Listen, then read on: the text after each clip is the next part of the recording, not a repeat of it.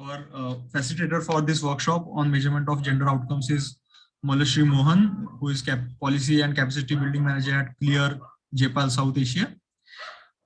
She supports JPAL South Asia's partnership with Government of India's Department of Personnel and Training and works on the organization's efforts to collaborate with local researchers in the region. She has organized a workshop on measurement of gender outcomes and also helps manage JPAL South Asia's cash transfers for child health initiative. Before joining here, she completed an internship with Public Health Foundation of India to study policies driving down sex selection in Haryana and work with a sexual and reproductive health non-profit in Delhi and to improve their knowledge management systems. Molashi also holds a master's degree in public health from Harvard University and a bachelor's degree in psychology from Dartmouth College. Welcome, Molashi. I will hand it over to you now. You can control the entire session. Thank you very much. Thank you, Yatin. The way I'll just be structuring this session is I'll lecture for about an hour and then we can have 30 minutes for question and answers. The topic that I'm going to cover today is measuring women's empowerment, agency, and norms in impact evaluations. Before I get started, I just wanted to quickly introduce the work of CLEAR and JPAL South Asia. CLEAR stands for the Center for Learning on Evaluation and Results. Its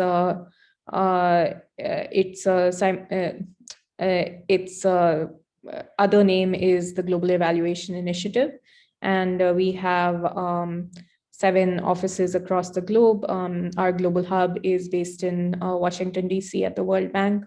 And so CLEAR South Asia is the same as JPAL South Asia's capacity building team. And so that's how we work. We're a capacity building center hosted at JPAL South Asia. Our mission is to strengthen M&E systems and capacities and the use of evidence in the ecosystem. And we do that by sort of multiple different activities. So just to quickly also introduce JPAL, you might have already heard of our work, but broadly at JPAL, we translate research into action. As part of our work, we do a lot of research, including funding research and carrying it out. We also do policy outreach and capacity building. So within the capacity building vertical, also known as CLEAR South Asia, we have multiple modes of operation. We enter into long-term partnerships with policymakers to institutionalize evidence use. We build the capacity of development practitioners to conduct evaluations, and we engage in knowledge sharing for evidence use. Our scope of work is very broad. We work across the entire gamut of monitoring and evaluation, not just randomized evaluation.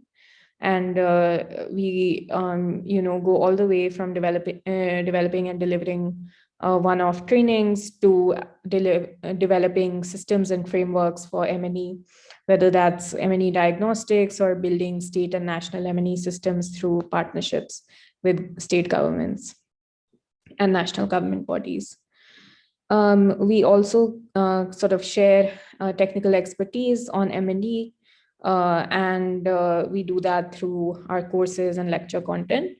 And then we also have sector-specific trainings. One of those is, of course, this gender content that I'll be presenting to you today. We are also developing something on climate change. So let me jump straight into the lecture then and start off by setting the motivation for today's session. So why is it important to measure empowerment, agency, and norms or gender outcomes in general? So as we know, SDG 5 is about gender equality. It is an important goal for us to achieve globally, but we can't figure out if we've achieved it if we don't know how to measure it systematically. So that is the reason why we kind of put together this content, because we did have sort of lots of resources on how to measure gender outcomes in impact evaluations, but it's not something that is necessarily talked about very systematically. So that's sort of the motivation for why we're doing this. And let's now sort of dive into how we can do this. So first, I'm going to quickly just broadly introduce you to applying a gender lens in program policy and research design. So I think the first question that comes to mind is, when should we apply this gender lens in research and M&E design? And the answer is always, and the same would go for program and policy design. So even when we're not specifically targeting one gender, it's important to, think through a gender lens, because the thing is that if you're running any program, people may be affected differently according to their gender or any other type of identity that they possess. Also, not considering gender may bias what we measure and what data we collect. And moving on a little bit to the how, I would say it's really important that, beyond just reporting gender disaggregated effects on whatever outcome you're measuring, it's important to actually look into the mechanisms and think about, why gender disaggregated effects occurred. And that sort of mandates us to think about gender through the entire process of planning a program, a policy, and its monitoring and evaluation. So just to pause a little bit for some audience interaction, it would be great if you all could take a look at this question on the screen and tell me if you can identify any potential bias in this question that relates to gender. So feel free to drop your answers in the chat or unmute yourself and answer.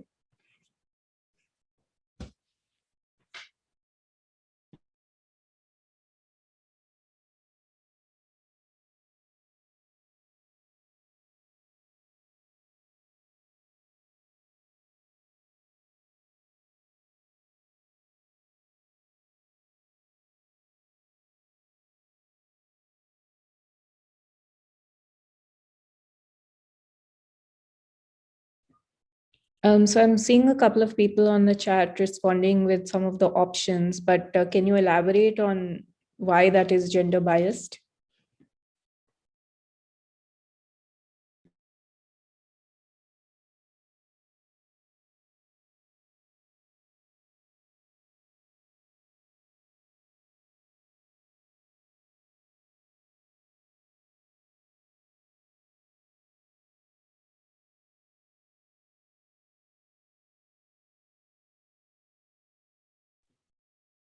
Okay. All right. Vanna has said that household duties, they are unpaid care work that are usually taken over by women. Yeah, that's pretty close to the correct answer. So, but I think actually, the primary issue I would identify in this question is that it's kind of asking someone what their primary occupation is, which would be fine if you're, asking it to someone who kind of has one job. But as we all know, and as a couple of people have pointed out in the chat, a lot of women's share of time is spent on carrying out household duties. But then in addition to that, they might also be like helping out on the family's farm or doing some irregular wage earning activities, or even, be self-employed and have some sort of home business. So what would actually make this question a little more gender sensitive and help get a more accurate picture of the way that women divide up their productive time is by allowing for multiple answers to this question. Because otherwise you'll have your entire respondent group that's composed of women answering household duties for the most part, and then you won't get a picture of what else they might be doing with their time that is sort of a paid job.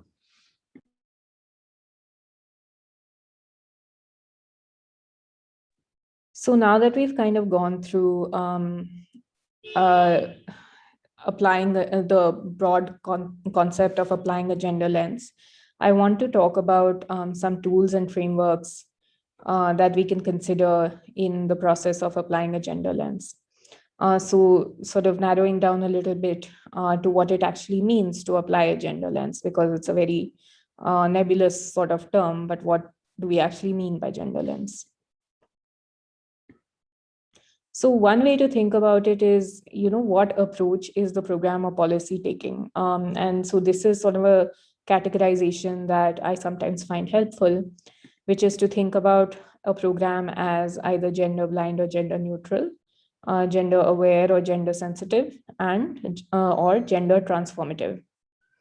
So gender neutral programs are the kind that do not take gender into consideration and can actually reproduce systems of gender inequality. Gender sensitive programs would take gender dynamics into consideration, but doesn't challenge unequal power dynamics based on gender.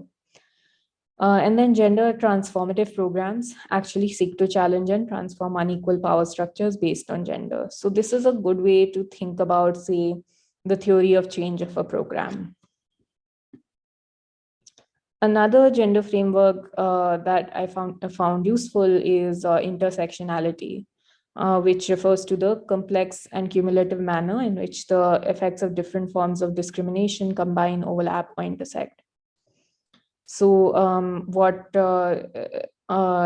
Crenshaw said when she coined this term was that cultural patterns of oppression are not only interrelated, but are bound together and influenced by the intersectional systems of society, such as race, gender, class, and ethnicity. So this is a useful way to think about how outcomes may not only differ by gender, but by sort of the complex ways in which people's identities intersect. And it allows us to really think through how a program might impact a particular person from multiple angles. So using these types of frameworks to think through a program helps us also define, what it is that we want to measure and what we want to target for change. And so that brings me to sort of the other introductory piece that I wanted to talk about, which is sort of going completely into the other side of things and talking about sort of the technicalities of measurement. So just a really quick brief on measurement concepts. What I just want to introduce here is how we can think about measurement. And this is just sort of setting the groundwork for talking about indicators later on in the lecture. But you might have heard of the term construct. So construct refers to what we want to measure. So for example, something like income, maybe not income, maybe something like wealth, maybe a construct. And the reason we're using this bullseye to depict it is because you might sort of, the indicators you use might get closer to or farther away from the actual true nature of the construct. So in this example, let's say the construct we're trying to measure is intelligence. So one way that's commonly used to measure intelligence, and that's called an indicator, is an IQ test. Now, the box depicting the IQ test is quite far away from the bullseye in the center. So what does that mean? That means that the IQ test is actually not a very good tool to capture true intelligence. It's quite arbitrary in lots of ways. So it doesn't necessarily capture intelligence, and often it's sort of referred to as a indicator for how well someone does in school, basically. So it's sort of a measure of test taking, perhaps. So let's say here you see the number 5. It can be any number. And let's say that's, whatever score you get on an intelligence test. So that would be data, um, or what we call the test result. So that you can see is even farther away from the construct, right? And why is that? It's because every time we generate some sort of measurement, there can be some error that can happen in the process of someone taking a test or that test being graded, or even just any random noise that may sort of shift the outcome. So that sort of to illustrate, in the process of going from trying to measure a construct to defining an indicator to actually getting some data, you might end up getting quite far away from the construct. And that's really the challenge of measurement. And that's what we are constantly trying to avoid when we're trying to do measurement. We want both our indicator and our data to be as close to the bullseye as possible. So I hope that is sort of helpful in just setting the stage as we think about measuring gender outcomes specifically. But just wanted to kind of test everyone's understanding. What would you say empowerment is? Do you think it's a construct, an indicator, a test response, data, or you don't know?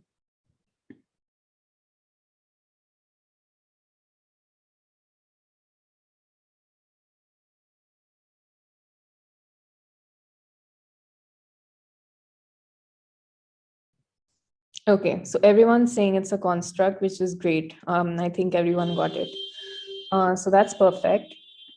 It is indeed a construct. And so this entire lecture is about trying to figure out ways to measure the constructs of empowerment, agency, and norms, which are 3 different constructs. So let's move into actually defining what these mean, right? The first step of trying to get closer to an indicator through which we can actually operationalize. Why did I use the brain symbol? Because the example I was using was intelligence. So that's why. All right. So in defining empowerment, agency, and norms, we get a bit closer to thinking about how to actually find a concrete indicator to measure them. So one way to think about empowerment, and I do want to flag that, this is an evolving literature and there are currently lots of different ways to define this in the literature. But one definition that I think a lot of people agree on is Nella Kabir's definition, the process by which those who have been denied the ability to make strategic life choices acquire such an ability. Now, what about agency? I think, these terms can often seem quite interchangeable. So it's good to define them also. But we define women's agency as the ability to define goals and act on them, to make decisions that matter to them, and to participate in the economy and public life. So there is a little bit of overlap for sure, but I think there's also kind of a distinction that we can make there. Finally, what are norms? Norms are informal rules that impose expectations about behavior that are dependent on gender. So keep these definitions in mind as we talk about measurement of these constructs. But I just want to set the stage by saying that there are many challenges in measuring agency, empowerment, and norms. One of the big challenges, of course, is that, which is something that we face in measuring a lot of different behavioral outcomes, is what's the best way to measure decision making when we can rarely observe it directly. Another challenge that comes up is that there can be lots of different ways to measure agency, empowerment, and norms, and part of that variety of indicators comes from the fact that these terms are quite loosely defined.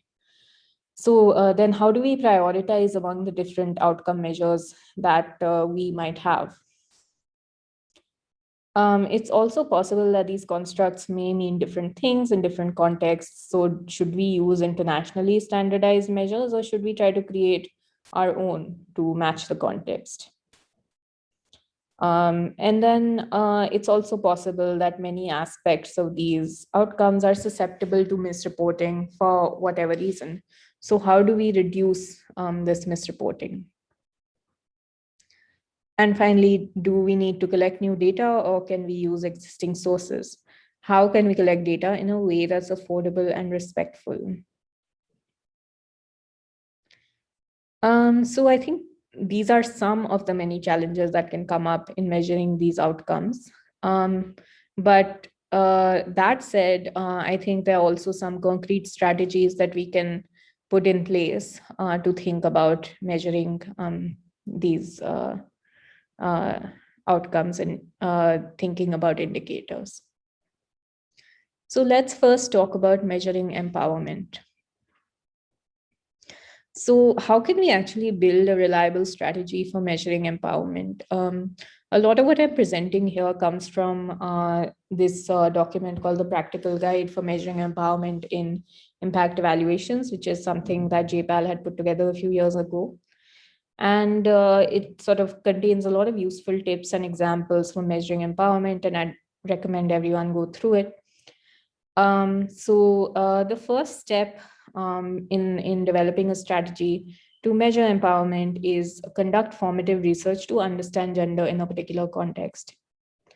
The second step would be to map your theory of change to select outcomes and indicators. Your third step would be to design your data collection instruments, and fourth, to design a data collection plan. So sounds pretty simple, right? This is pretty straightforward. This is what you would really pretty much do for any kind of outcome, particularly something that differs by context. But let's dig a little deeper and think about what are some practical tips that we can think about in this process. So I think the first and perhaps the most important practical tip is don't skip formative research. So good measurement depends on understanding gender dynamics and what women and all genders actually want in a particular context. This is sort of your first step of, not only picking the construct that you want to measure, but actually understanding that construct in some detail. The second one would be to think about complementing standardized measures with locally tailored ones, and I'll go into the reasons for why both are relevant in a little bit. Third, pilot all data collection instruments before starting data collection. Fourth, gender dynamics can also be present in the data collection process. And fifth, make use of your existing data collection processes. So let's talk about context. So what is formative research? It's research that's conducted prior to program design or monitoring and evaluation to better understand the problem, the opportunity, to define the question and develop potential solutions. So your goal might be to answer these sorts of questions, right? What do women want to do that they currently can't do in this context? What do people, norms, institutions, and or lack of resources, people, norms, institutions, and or lack of resources are limiting their agency? Third, what are some possible ways to relieve these constraints? So these are just some of the questions you can think about when you're doing formative research. And how do you actually answer these? You read existing research. You can also do some qualitative research like semi-structured interviews and focus groups. You can do direct observation, or what are known as immersion visits, where you immerse yourself in the context. You can also look at existing survey or administrative data and do background research that way. So let me share an example from an evaluation on young women's empowerment in Bangladesh. So formative research can help us understand how women's choices are constrained in a particular context. And in this context of Bangladesh, what the researchers found by doing formative research was that actually labor force participation did not equate to empowerment. because women's choice of work was limited to businesses inside the home. So their mobility was still limited, which meant they weren't really empowered. The other thing that formative research can help us do is generating a theory of change or a hypothesis about how a program might work.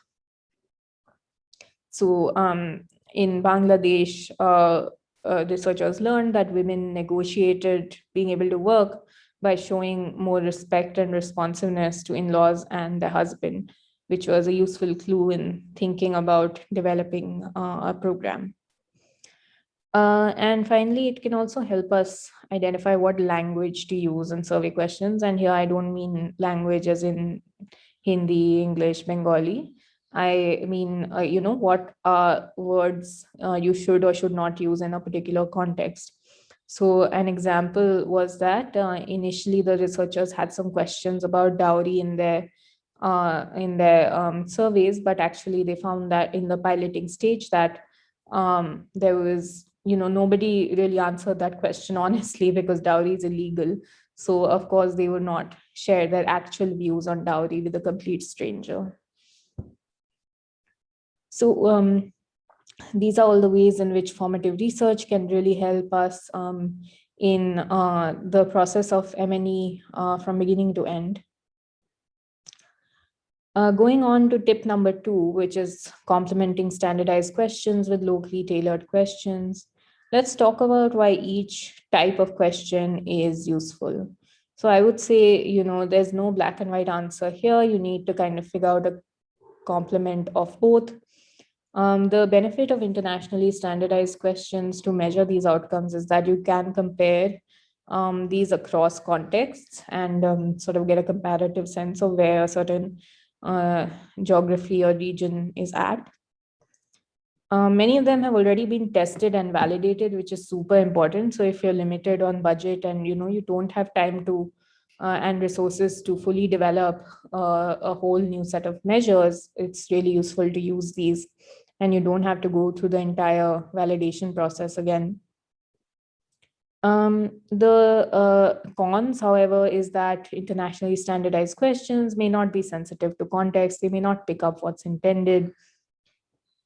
And also may not pick up the information that's most relevant in a particular context, right? So you might just be missing something completely if you ask only internationally standardized questions. So locally tailored questions do address this gap by picking up more relevant information. However, you cannot compare across contexts as easily, and they may take longer to develop and pilot. So I think depending on your budget, your resources, and the context, you might want to think about, using both kinds of questions and thinking about what you really want to get out of your survey process. And of course, then the next step, once you've actually developed a tentative questionnaire schedule, is actually piloting it to make sure that the questions are being understood as intended. And this is a real process that will actually give you answers about what your questionnaire should look like. So it's really important to repeatedly pilot questionnaires with real people, not just your friends, to learn if people we are talking to have the information we want, if they understand our questions, if there's variation in people's answers, if the questions are appropriate given the culture and politics in this context, if the instruments are too long, and also some tools for piloting questions can include cognitive interviewing, participant debriefings, and anchoring vignettes. So I don't want to go into this in too much detail because it's outside the scope of this lecture, but I hope sort of, the key takeaway has come across, which is that piloting is super, super, super important whenever you're trying to do any kind of measurement. So, all right, so you've created your questionnaire, you've piloted it, you've finalized it. So now you're going into your data collection process. So the thing is that, especially when you're trying to do something where you're measuring gender outcomes, the data collection process itself can create uncomfortable gender dynamics. So often, and this happens at Clear JPAL South Asia as well, that a lot of the surveyors in the field tend to be men. And so if they're asking women or young people about their views on gender, it may elicit a different response. So it's really important to keep that in mind. Data collection should always sort of, keep these nuances in mind. Another piece that we have to think about is about timing. So data collection needs to be conducted during a convenient time for participants. And what that means may look different for men or women. So if you go, say, during the morning and try to interview a woman in who's running a household in the village, she'll probably say like, "Hey, go away, I'm cooking lunch," or whatever. So she won't really be able to sort of respond to your survey or give you enough time. So it's important to think about, when your target respondents might be free and available to conduct your data collection. Another thing is that when you're collecting data on things that might be sensitive, so for example, intimate partner violence, there can also be options for participants to give answers privately. So they can enter their answers on tablets or phones that are provided to them by the surveyor. There is also a couple of technologies that can be used for doing these surveys where the respondent doesn't have to directly talk to a surveyor. So one is called a CASI, audio computer assisted self interview. One is called IVR, interactive voice response. So think about these if you're conducting a study on something that is particularly sensitive.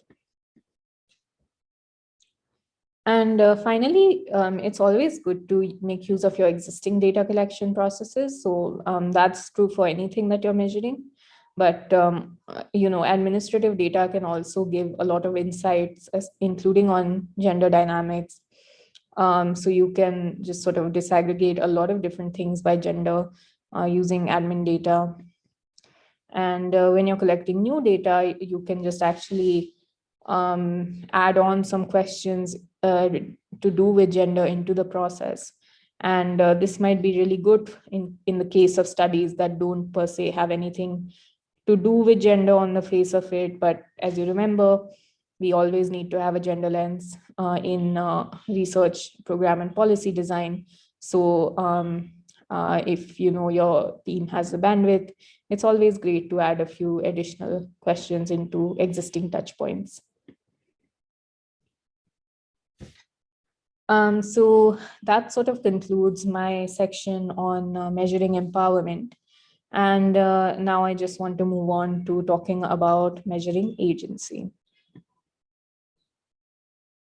And if you do have any questions, please feel free to drop them in the chat. And I'll keep taking a look every now and then. So when I'm talking about agency, we've already defined it. So let me jump right into examples of indicators. So one way to divide up indicators to measure agency are direct indicators or indirect indicators. So direct indicators of agency might be aspects that are fundamental to a woman's ability to make meaningful decisions and act upon them, whereas indirect indicators are downstream outcomes that may reflect agency, and these are actually domain specific. So all of this comes from sort of a very large literature review of women's agency that was conducted by staff at JPAL. And through this, looking at direct indicators of agency, they defined 4 direct indicators. And these can be sort of categorized as power within. So by power within, what we mean is aspiration, self-efficacy, and attitudes towards gender norms. So how you actually feel within yourself about gender. and about your own ability to achieve things given your gender.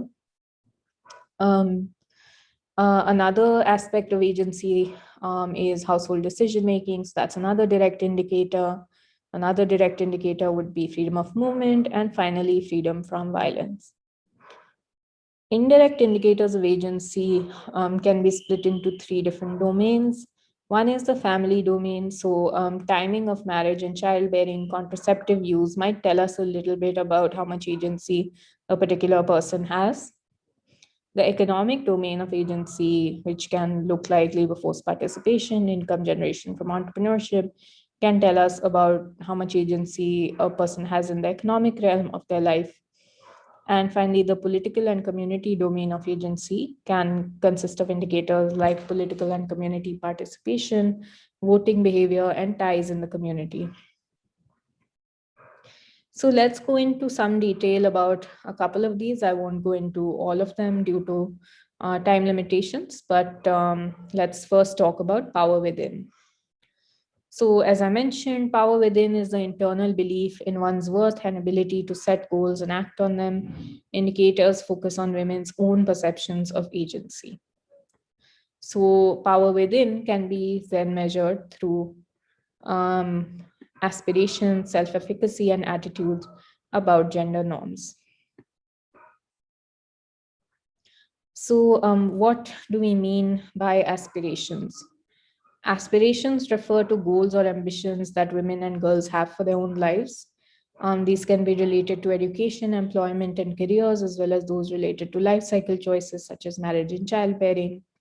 Self efficacy can look like women and girls' confidence in their ability to achieve the goals they have set for themselves. And attitudes towards gender norms refer to how gender norms contribute to favoritism towards boys, leading to poorer health and well being for girls and skewed sex ratios.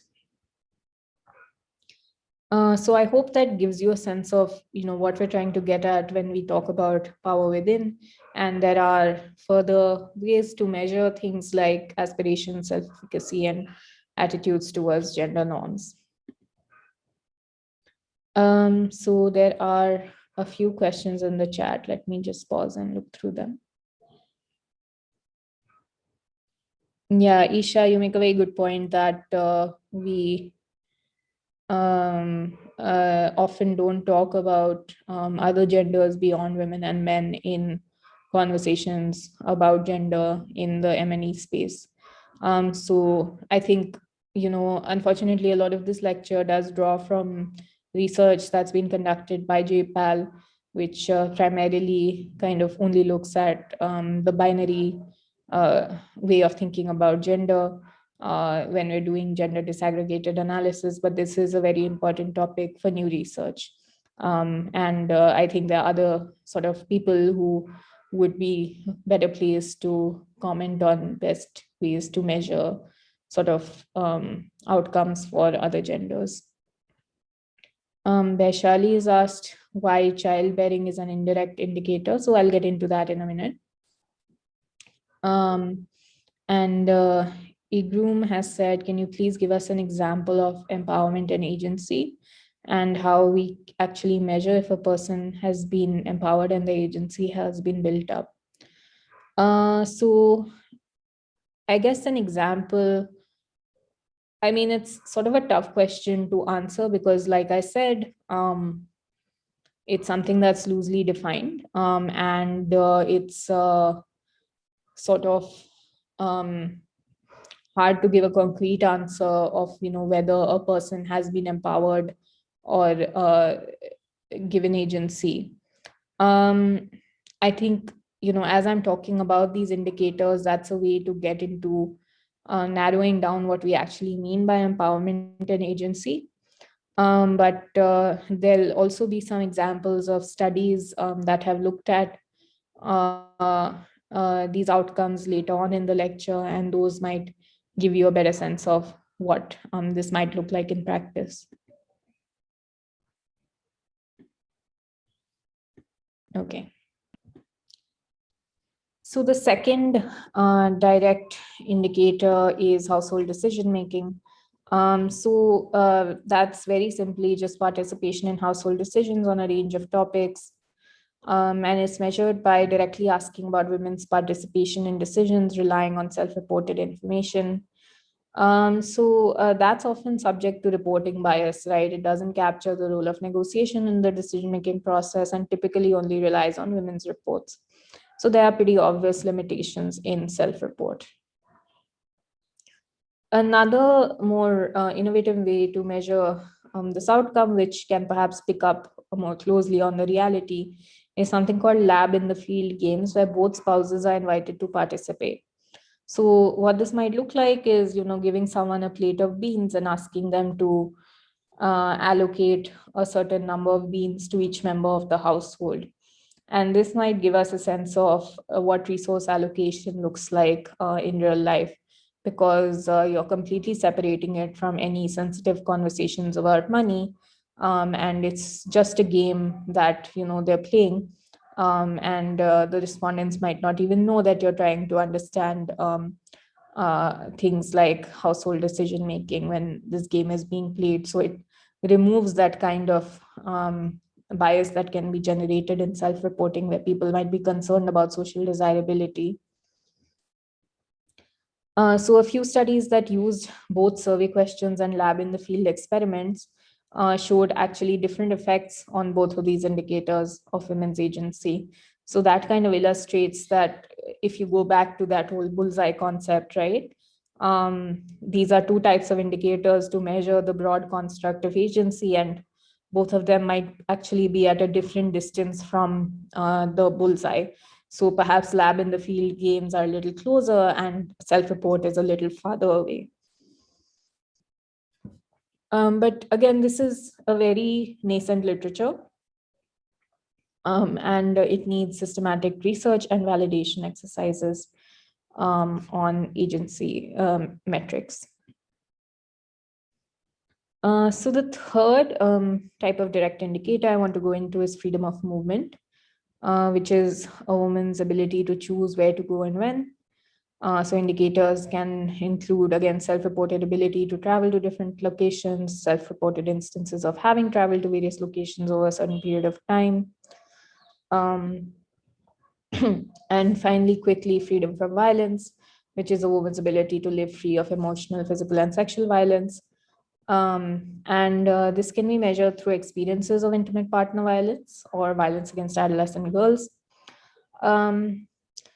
As I mentioned before, it's a sensitive topic, so it does pose additional methodological difficulties due to challenges women face in reporting this information safely. So I do want to share an example of a really interesting tool that was used to capture this aspect of agency. And this would address a question that was asked a little bit earlier. And this tool is called the Ballot Box. So the Ballot Box mimics a voting system.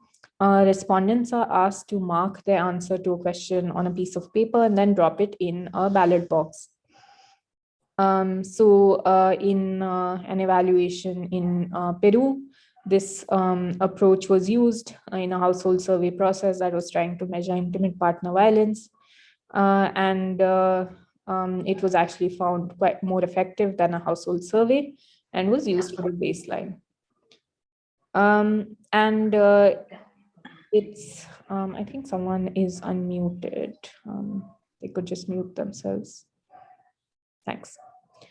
Okay, so the ballot box system is useful when measuring sensitive topics because the respondent's answer is basically concealed to the enumerator, right? So the surveyor does not actually see what the respondent answers, and so that social desirability bias is taken away. So that's actually a great tool to measure these types of sensitive questions. So I'll just check the chat again before I move on to indirect indicators. Janvi's asked, can you please share some resources about standardized tools on gender? I'll do that at the end of the lecture.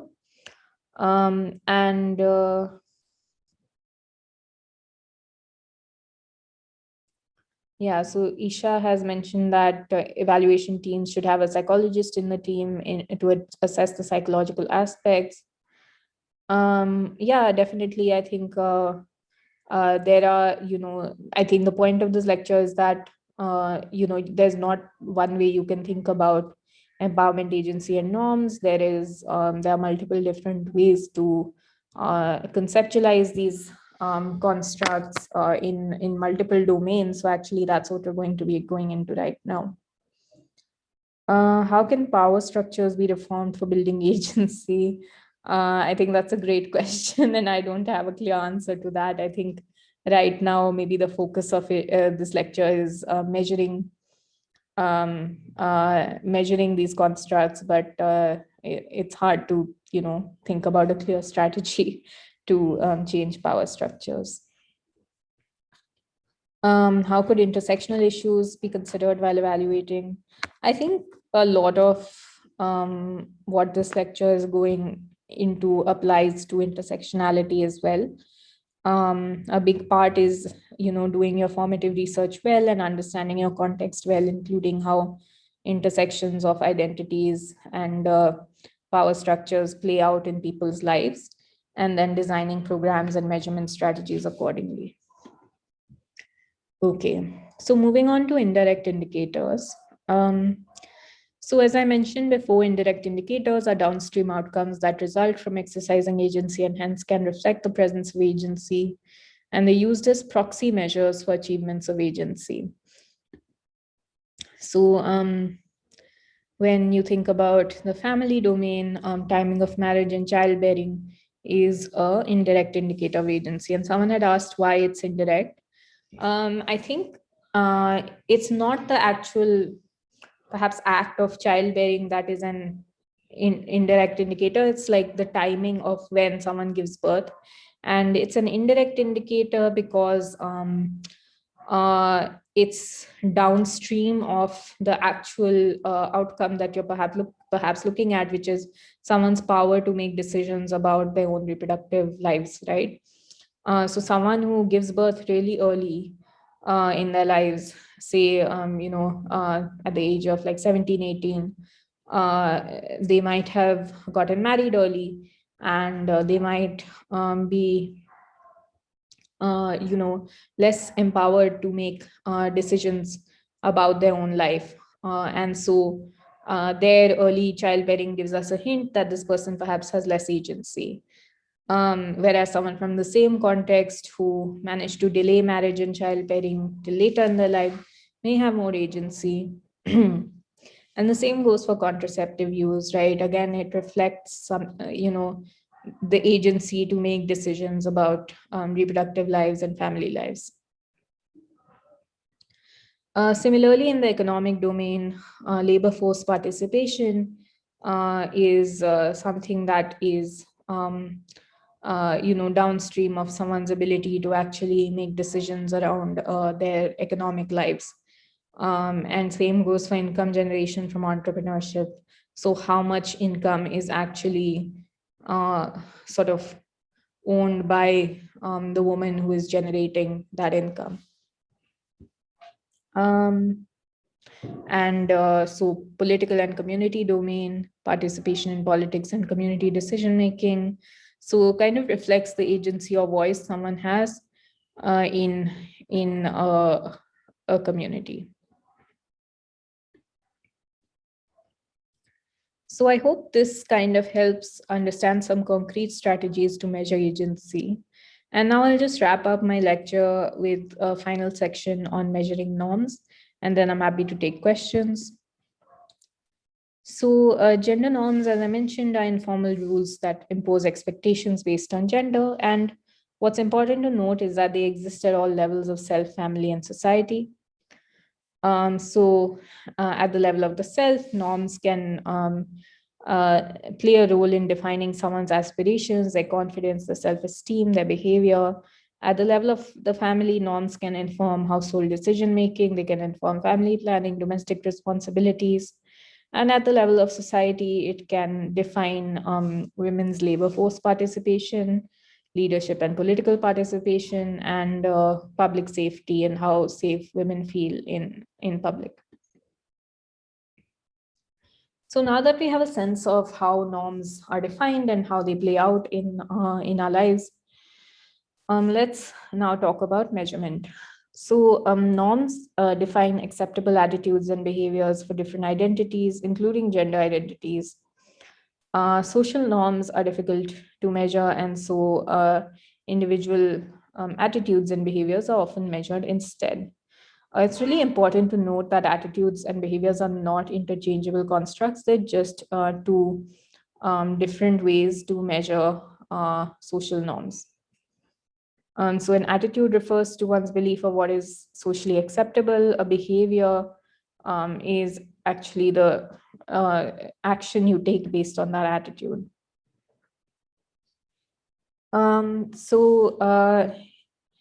It's also important to note that when we're thinking about measuring both of these in order to get at norms, it's first of all, it's sort of hard to measure attitudes, but we can use tools from social psychological research in order to measure these. But if you are, struggling with measuring attitudes, then it's also important to remember that measuring behavior might not be enough, because changing attitudes may often not be enough to change behaviors. So studying behaviors and decision making can help contextualize the prevalent social norms. So let's go into an example. And this will sort of give you a deep dive of what it looks like to actually apply these concepts in impact evaluations. So this NGO called Breakthrough had developed a program that targeted adolescent students in grades 7 and 8. This 2.5-year program consisted of interactive classroom discussions, homework assignments, and activities, and aimed to change attitudes, behaviors, and aspirations related to gender. So how did the researchers actually measure norms in this intervention? So one big way they did this is by looking at attitudes. And attitudes were further measured by asking direct questions, so indicating agreement or disagreement with statements such as a woman's most important role is being a good homemaker. And also something called the implicit association test, which is often used to understand how strongly people associate certain groups with certain stereotypes, including gender stereotypes. So one question that might come up in your head is, wasn't there social desirability bias in both of these methods? So the IAT does operate in a way that mitigates social desirability bias, but social desirability can come up in direct self-reported questions. So in order to address that, the researchers use something called the Marlowe-Crown scale of social desirability, and ask people to fill that out as well as their regular survey to understand the extent to which a respondent shares the actual opinions versus what they think is socially desirable. So using this scale, researchers were able to understand their respondent group's propensity to give socially desirable answers. And they found that actually there was not much of a propensity to do so in this population. Social desirability bias did not actually impact responses in this study. So moving on to sort of the ways that behaviors were used to measure norms in this study. So the tools that were used in this evaluation looked at real and hypothetical decision making to understand participants' normative beliefs regarding gender. So for example, one measure assessed whether study participants would sign a public petition supporting gender equality. Researchers also offered a scholarship to girls and assessed the take-up of the scholarship. So remember how we discussed aspirations. So this was sort of a good measure of the actualization of those aspirations. And that is one way of sort of getting at the self level of norms, right? So to sort of summarize this particular study, norms can be measured through individual attitudes and behaviors, and that's the strategy that these researchers used. Another really interesting way to look at norms is by looking at individuals' perceptions of other people's attitudes. So what do I think other people think? Let me give you an example. There was a study in Saudi Arabia that tried to answer the question, is information enough to change men's misperceptions of norms around women working? So Saudi Arabia has one of the lowest rates of female labor force participation. And while the majority of men support women working, they underestimate the level of support from other men. So in reality, the majority of men support women working, but they think that the majority of men do not support women working. What they did in this study is actually offered women's husbands information on other men's perceptions. So correcting their view that men in general did not support women working in Saudi Arabian society, and saw whether providing this information changed their willingness to allow their wife to work. And the wives of the people who were given this information were actually significantly more likely to have applied an interview for a job outside the home. So this is an example of how information about other people's attitudes can actually be one way in which we understand social norms. And sometimes we may have the incorrect information about other people's attitudes. And so one way to kind of correct this misperception is by providing correct information. So I hope this gives people a good sense of different ways to measure empowerment, agency, and norms. This is just kind of a very brief summary of the content we have on this topic. And we have sort of run a larger workshop covering these topics in more detail, and also going into, how these aspects connect to broader concepts in monitoring and evaluation. But just to summarize the takeaways from this lecture, it's often thought that these concepts of empowerment, agency, and norms are nebulous and difficult to measure, but these constructs also compose some of the key outcomes in gender programming, right?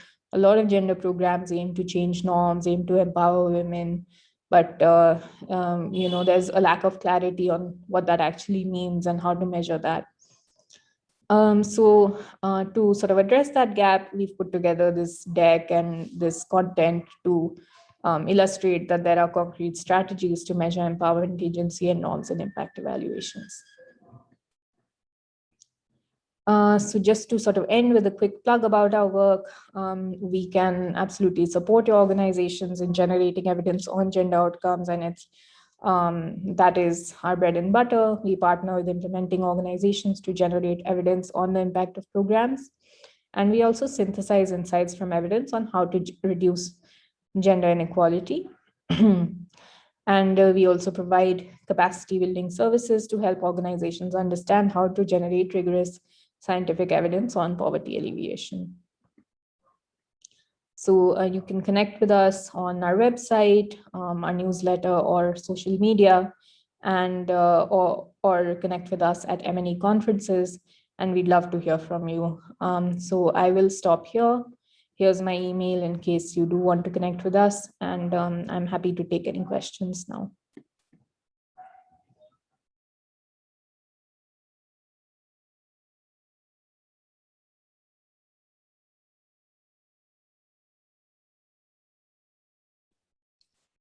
Okay, so Sabina has asked, is it an ex-post evaluation? I think it's very important to compare the results in different stages, contexts on the same sample population.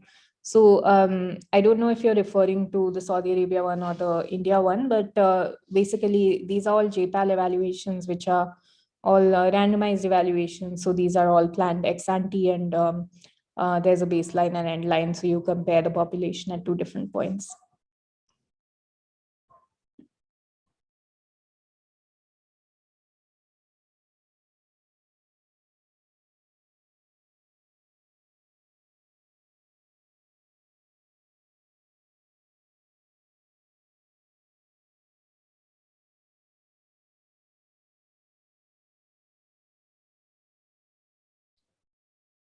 Great. So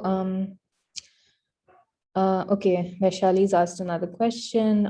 If an evaluation that attempts to capture how gender transformative the project has been, would they then measure agency, empowerment, and norms? I think it depends. I mean, it would be good if they did, but it's totally up to the researcher and what the outcome that is that you're actually interested in, right? So gender transformative is a broad way to think about social programs, but that doesn't tell us much about what the actual outcome is that's being measured. So that would totally depend on what is the theory of change of the program. I'm also just going to quickly share this link to this practical guide that I mentioned. Just a second.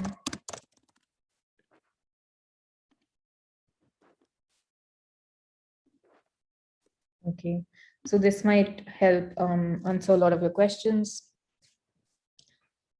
Janvi asks, were these evaluations part of a larger evaluation? How did it get integrated in subsequent plans? I'm not sure I understand this question. Maybe you can elaborate a little bit on the chat. I'll move on to the next question in the meanwhile. Do you see emergence of caste-based M&E framework and method in coming days as a caste census coming up? Yeah, absolutely. I think it's sort of even a more under-researched area as compared to gender in evaluations. And it's something that really needs to be measured in more depth. But we do have a couple of evaluations that look at caste and caste dynamics. I'll just sort of link them here quickly, but it's absolutely something that needs to be studied in more detail.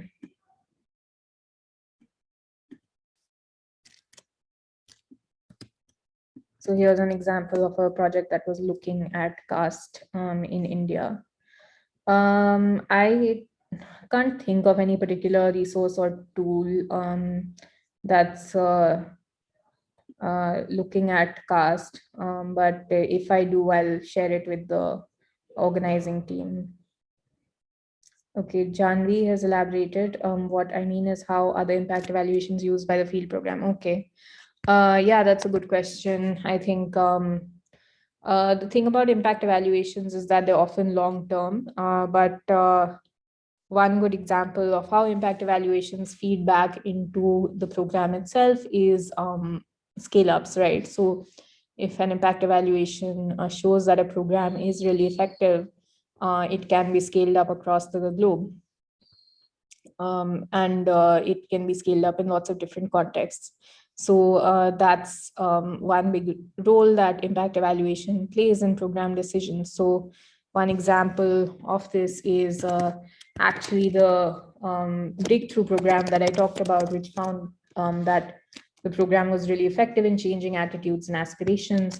So now it's being scaled up across 2 Indian states. Is gender mainstreaming getting an impetus through integration with overall program evaluations? I guess I'm not fully qualified to answer that question. It's a qualitative question, and maybe to some extent it is. But I think it's like thinking about. I mean, I don't know to what extent people are thinking about gender in program evaluation. Okay.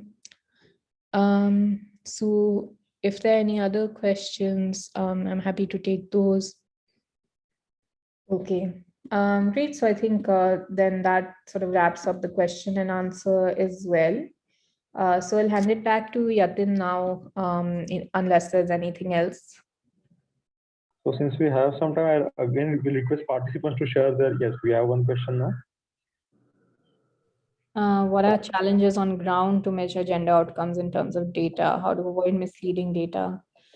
So I think some challenges on ground are the ones that I mentioned when I sort of started off the lecture, which is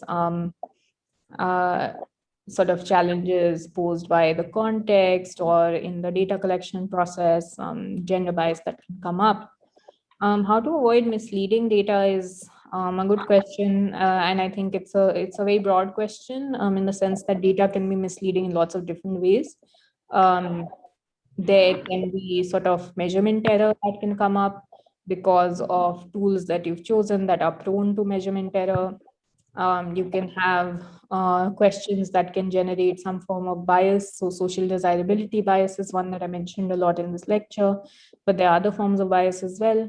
So to think about, how to avoid misleading data, I mean, it's a question that needs to be answered by a whole course on measurement, which we do actually happen to have at Clear JPL South Asia. So I would encourage you to check that out. It's called Measurement and Survey Design. It's I think there are lots of different ways in which data can be misleading and lots of different strategies therefore to mitigate that challenge. So someone asked about resources on a standardized tool on gender earlier. So I had shared this earlier, the practical guide to measuring women's and girls' empowerment in impact evaluations.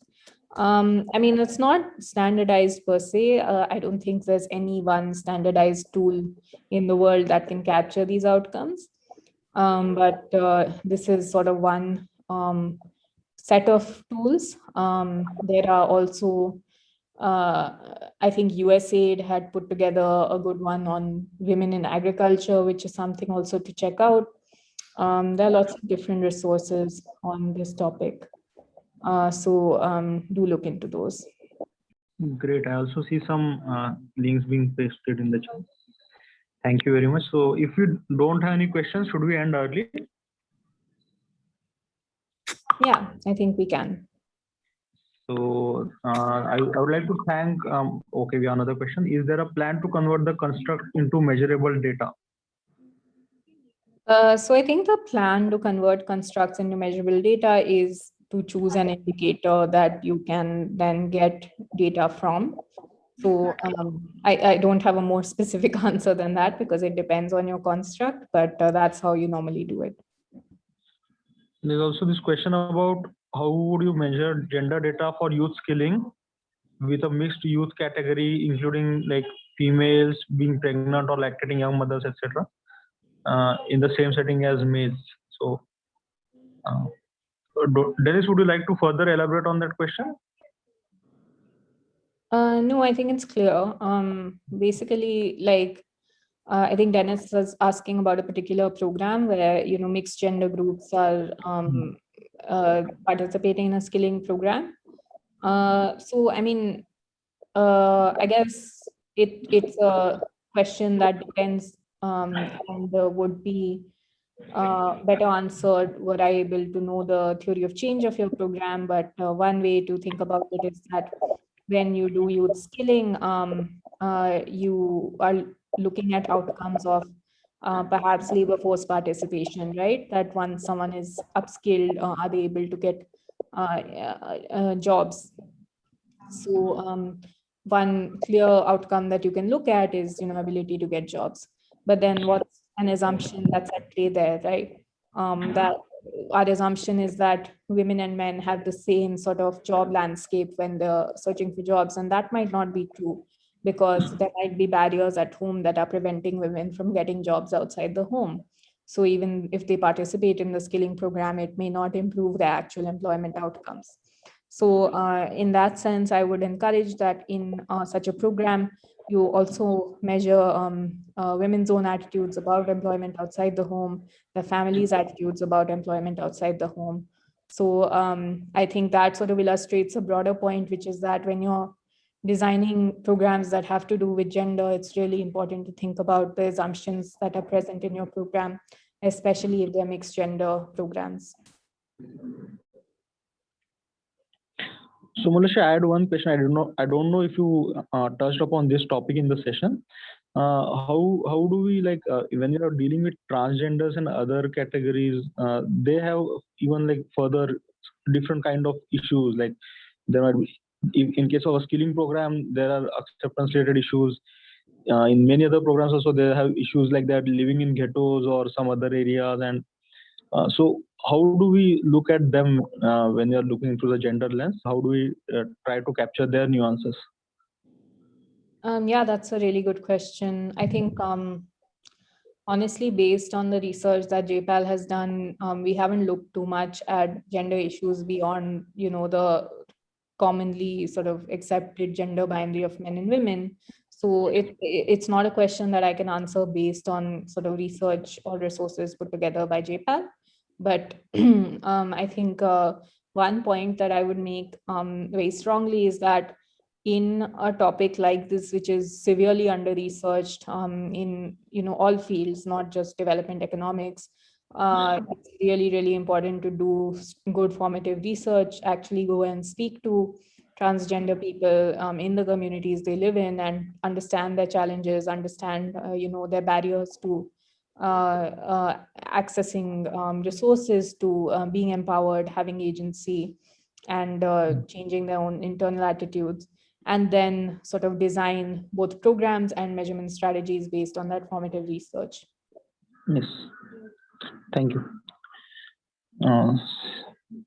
Since there are no more questions on the chat, I'd like to take this opportunity to thank you, Molashi and Shruti, for organizing this session for us and giving a broad overview on gender-related data to all the participants.